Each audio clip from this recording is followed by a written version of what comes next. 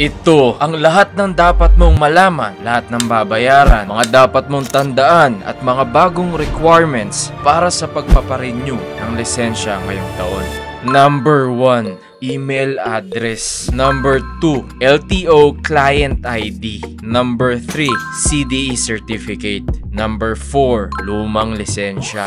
At panghuli, medical certificate. Ito lahat ang una mong dapat ihanda sa bahay. Itong 4 na to, okay? Ito ang proseso. Handa ka na ba?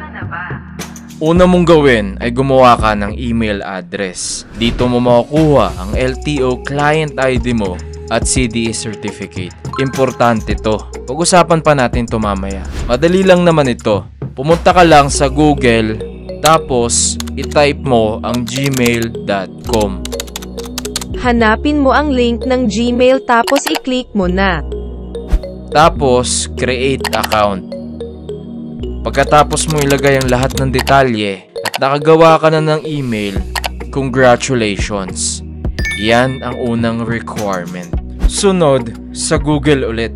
Dumiretso ka na sa portal.lto.gov.ph. Tapos, i-click mo lang yung unang entry. Ito ang LTMS portal. Kailangan mo to. Dito sa mismong website, i-click mo na ang register now. Tapos, punta ka dito sa baba. Tapos, click yes. Isulat mo na ang nakalagay na security code.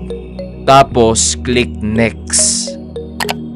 Ngayon naman, click mo ang enroll as an individual. Tapos, click yes. Ito ang mahalaga. Nandyan ka pa, isulat mo ng tama ang detalye ng lisensya mo. Dito yan galing sa mismong lisensya. Ngayon, kunin mo na yung lisensya mo, tapos tingnan mo siya. Halimbawa, ito yung lisensya ko. Dito mo makikita ang license number. Kopyahin mo siya dito. Tapos, nandito naman yung expiration date. Kaibigan, tandaan mo to. Dapat tama ang email address mo. Dahil mamaya, kailangan mo yan sa CDE certificate. Mamaya, ipapaliwanag ko pa sa'yo bakit. Balik tayo sa lisensya. Yung lisensya mo, baliktarin mo ngayon. Makikita mo naman dito sa likod ang serial number. Huwag mo to i-skip dahil papahirapan ka sa application kapag mali ang nakalagay dito. Yan mismo ang sabi ng LTO. Kopyahin mo siya ng tama. Tapos, i-click mo na ang next. Ituloy mo lang ang pagsagot at tapusin mo ang steps. Ilagay mo ang lahat ng iyong personal na detalye hanggang sa makarating ka dito sa dulo. Ngayon, tapos ka na makagawa ng email at ng LTO client ID.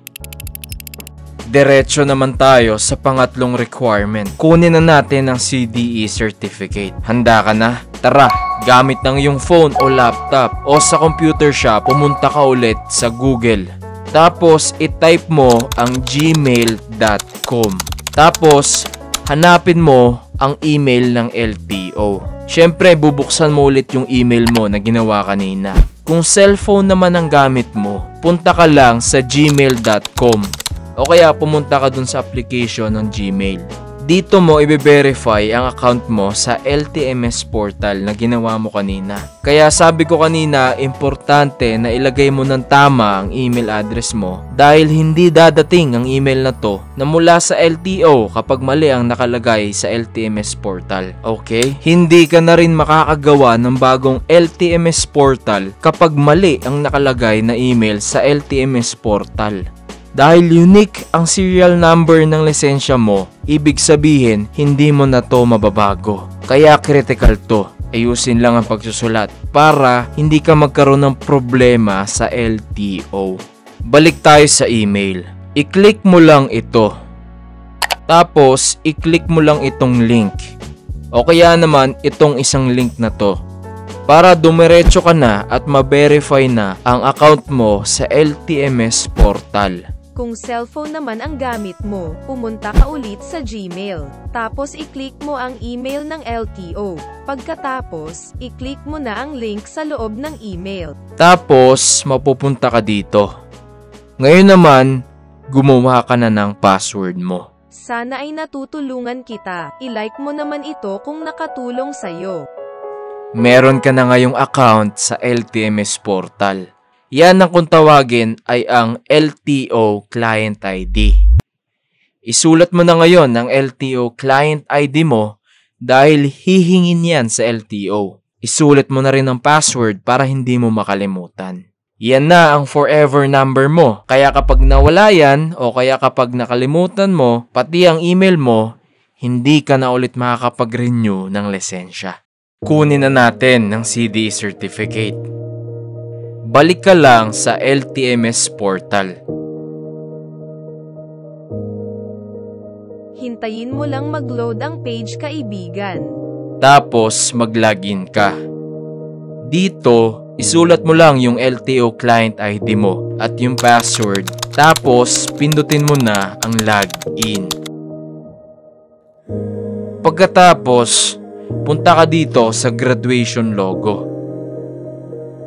Tapos, i-click mo naman ito. Tapos, dito sa baba, i-click mo naman ito. Dito na magsisimula ang laban. Ang CDE certificate ay makukuha mo lang pagkatapos mo maipasa ang exam ng LTO. Kailangan mo to maipasa. Kailangan mo lang naman makakuha ng kalahati o 50% pataas o 13 points para makapasa. Kaya dapat sa bahay mo ito gawin o bago ka pumunta sa LTO office para hindi naman masayang ang oras mo sa mismong araw ng pagre-renew ng lisensya. Ganito naman kumuha ng CDE certificate kapag computer naman ang gamit mo. Huwag ka mag-alala. Ipapakita ko lahat ng steps. Ako bahala sa'yo. Pumunta ka sa Google tapos i-type mo ang portal.lto.gov.ph. Tapos, i-click mo yung unang entry. Sa mismong website, mag-register ka o mag-login. Once makapasok ka na, i-click mo sa taas ang e-learning. Tapos, dumiretso ka na sa driver's license renewal course. Pagkatapos mo ay mapupunta ka dito. I-click mo naman ang CDE Online Validation Exam. Sunod naman ay pindutin mo ito para makapag-exam ka na. Huwag ka mag-alala dahil wala itong time limit. Pwede ka namang umulit kung sakaling hindi ka makapasa sa unang subok. Kung pasado ka, congratulations! Matatanggap mo na ang iyong certificate. I-print mo ito agad o save bilang requirement at katibayan na nakapasa ka sa CDE exam. Kung cellphone naman ang gamit mo, pwede mo naman i-save. O kaya i-screenshot mo. Tapos yung screenshot, ipaprint mo sa computer shop. Kung gusto mo naman ng malinaw na kopya, pwede kang pumunta dito. Tapos i-save mo lang. Hintayin mo matapos and download. Tapos, pindutin mo ito dito sa gilid. Tapos, click download. Buksan mo lang, tapos ipaprint mo agad sa computer shop. Diretso na agad tayo sa huling requirement, ang medical certificate.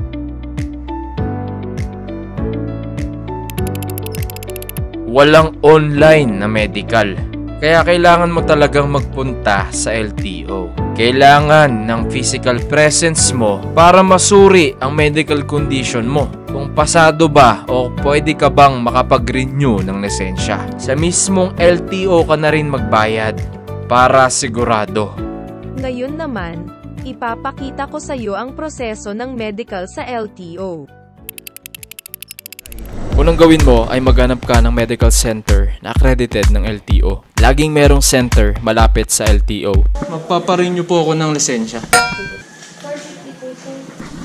Morning po. Dito, kukunin ng yung height, weight, medical history, personal information, eye condition, blood pressure, at ang iyong blood type.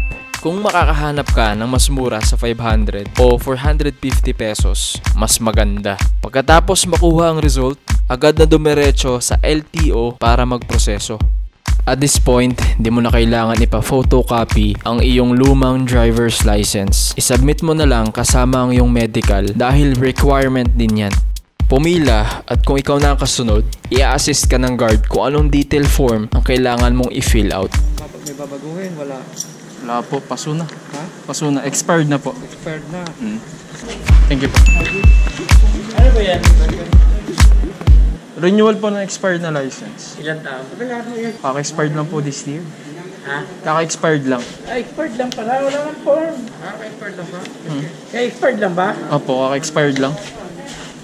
Wala pa 2 taon? Wala pa. Wala nang babaguhin? Wala naman po. Wala nang pipilapan? Ang protocol dito sa LTO Tagaytay, ang lisensyang expired ng 1 taon pababa ay hindi na kailangan mag-fill out ng blue form, kundi contact tracing form na lang at online registration ng account sa LTO official website. Pumunta agad sa license verification window para maproseso na ang pag-update sa iyong lisensya. Magandang hapon po. Ililipat ka ng LTO staff sa kanilang IT technician para i-verify ang iyong online account. Magandang hapon po. Yes po, magandang hapon. May account ka na sir, ano? Yes sir. Sige po sir, sa window 3 ka na lang. Window 3. Tatawagin ka na po sir, ako nang gagawin. Pagkatapos, diretso ka na sa cashier para magbayad. Tigil muna tayo dito para pag-usapan ang tipikal na magagastos mo sa pagre-renew ng lisensya. Ang medical certificate ay nagkakahalaga sa pagitan ng 400 to 500 pesos depende sa clinic. Sunod, ang bayad sa bagong driver's license card ay 585 pesos. Walang bayad ang CDE exam, so 0 pesos. Total, 985 to 1,085. Ngayon, pag-usapan naman natin ang penalty. Kung hindi ka nakapag-renew mula 1 araw hanggang 1 taon, may penalty itong 75 pesos. Kung 1 taon naman hanggang 2 taon, 150 pesos ang penalty. Kapag naman 2 taon pataas, 225 pesos ang penalty. Kamukha nung sa akin, may penalty ako na 75 pesos dahil ilang buwan akong nahuli sa pagpaparenew ng lisensya. Kung wala ka namang penalty, maaring 1,000 hanggang sa 1,200 pesos lang ang babayaran mo. Kung may penalty ka naman, maglalaro yan sa 1,500 hanggang 2,000 pesos pataas. Magdala ng extra cash, panggas at pangkain sa labas. Tuloy na tayo. Magkano miss? 660?